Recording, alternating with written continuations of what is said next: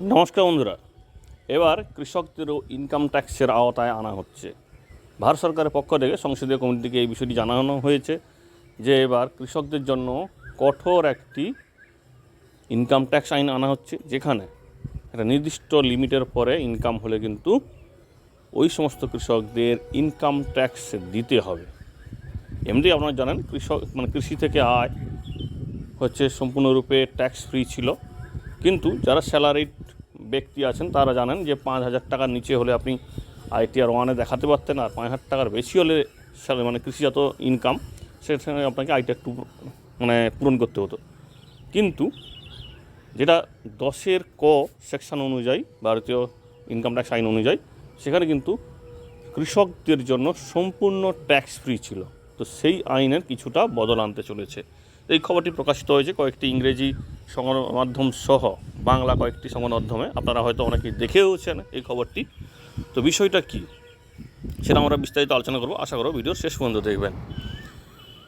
ভারত সরকারের পক্ষ থেকে যে বলা হয়েছে যে ছোট থেকে বড় মাঝারি ব্যবসায়ী, শিল্পপতি বা চাকুরিজীবীরাও মোটামুটি তাদের হিসেব অনুযায়ী ইনকাম ট্যাক্স দিয়ে থাকে।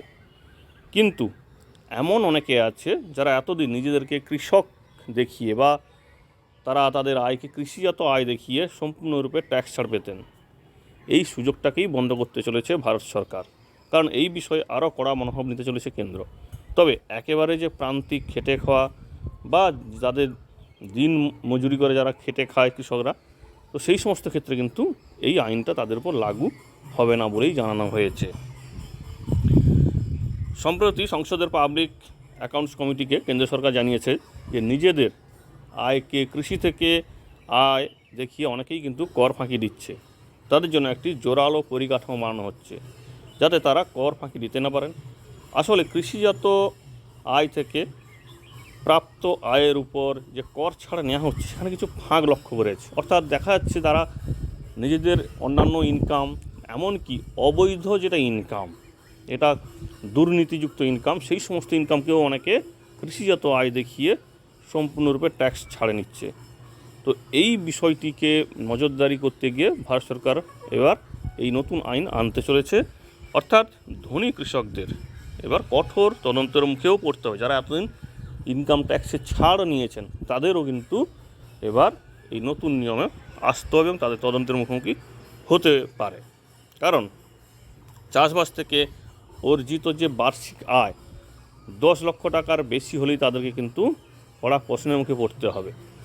পাবলিক অ্যাকাউন্টস কমিটি সংসদে জানিয়েছে যে প্রায় 22.5% ক্ষেত্রেই আধিকারিকরা নথিপত্র সঠিকভাবে যাচাই না করেই কিন্তু কর ছাড়ের আবেদনটা মঞ্জুর করে দেয়, যার ফলে কর ফাঁকি দিয়েছেন অনেকেই। এমনিতে পরিসংখ্যান বলছে নীতি আয়োগের, তো সেখানে প্রায় 2,500-এর উপরে কৃষকের বার্ষিক ইনকাম 1 কোটি টাকারও বেশি, এবং ভারতবর্ষের প্রায় 60% নাগরিক কিন্তু কৃষক।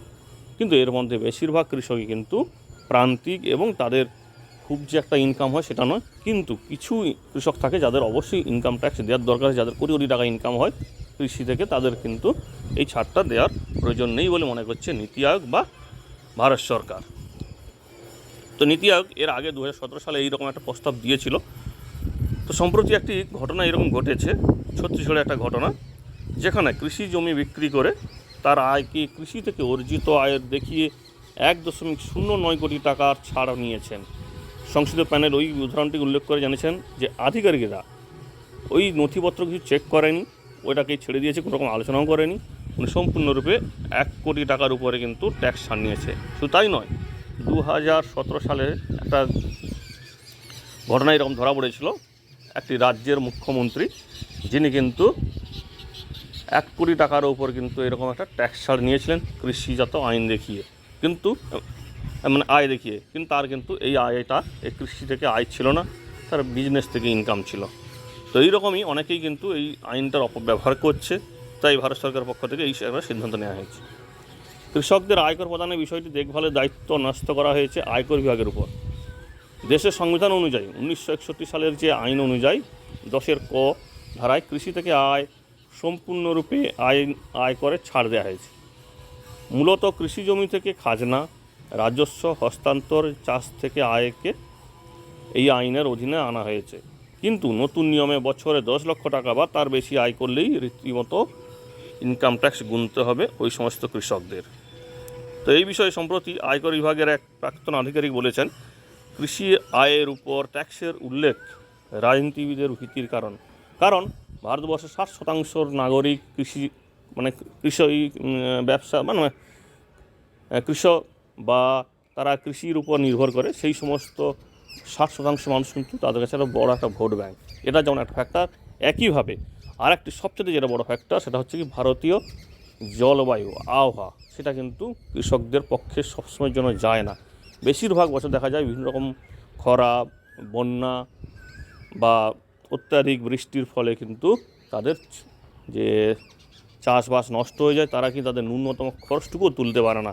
তো সেই সমস্ত ক্ষেত্রে কিন্তু ভারতীয় কৃষি আইনে কৃষকদের জন্য যে ইনকাম ট্যাক্স আইন আনছে, সেটা কিন্তু এই দিকটাও খেয়াল রাখতে হবে। কারণ অনেক ক্ষেত্রেই দেখা যায় যে কৃষকরা তাদের যে পরিশ্রমের যে টাকাটুকুও পায় না, তাদের ফসল সঠিকভাবে তারা দামও পায় না। এই বিষয়গুলো না দেখলে কিন্তু ইনকাম ট্যাক্স আওতা, যেমন ইনকাম ট্যাক্স যদি পড়ে যায় এরকম ক্ষেত্রে, সেক্ষেত্রে কৃষকদের ক্ষেত্রে আর চাষবাস করাও কিন্তু অনেক টাফ হয়ে যাবে।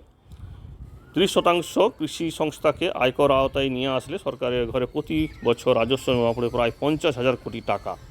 হ্যাঁ, অবশ্যই বড় বড় কোম্পানি যারা কৃষি থেকে আয় নিয়ে বিভিন্নভাবে ট্যাক্স ছাড় নেয়, তাদেরকে অবশ্যই ইনকাম ট্যাক্সের আওতায় আনা উচিত। কিন্তু গরিব বা যারা প্রান্তিক, যারা খেটে খায়, অন্যের জমিতে চাষ করে, সেই সমস্ত ক্ষেত্রে কিন্তু ইনকাম ট্যাক্সের ছাড় দেওয়া উচিত। তবে হ্যাঁ, এখনও এটা প্রস্তাবের জায়গায় আছে। ভবিষ্যতে কবে এটা ইমপ্লিমেন্ট হয় সেটা অবশ্যই আপনাদের সঙ্গে আমরা আলোচনা করব। তো এই ভারত সরকার এই চিন্তাভাবনা বা এই সিদ্ধান্তটি, অর্থাৎ ধনী কৃষকদের উপর যে ইনকাম ট্যাক্স নিয়ে আসা চিন্তাভাবনা, এটাকে আপনি কীভাবে দেখছেন বা এই বিষয়ে আপনার কী মতামত, অবশ্যই কমেন্ট করে জানাবেন। সবাই সুস্থ থাকবেন, খুশি থাকবেন, সজাগ থাকবেন। দেখা হবে পরবর্তী ভিডিও। ধন্যবাদ।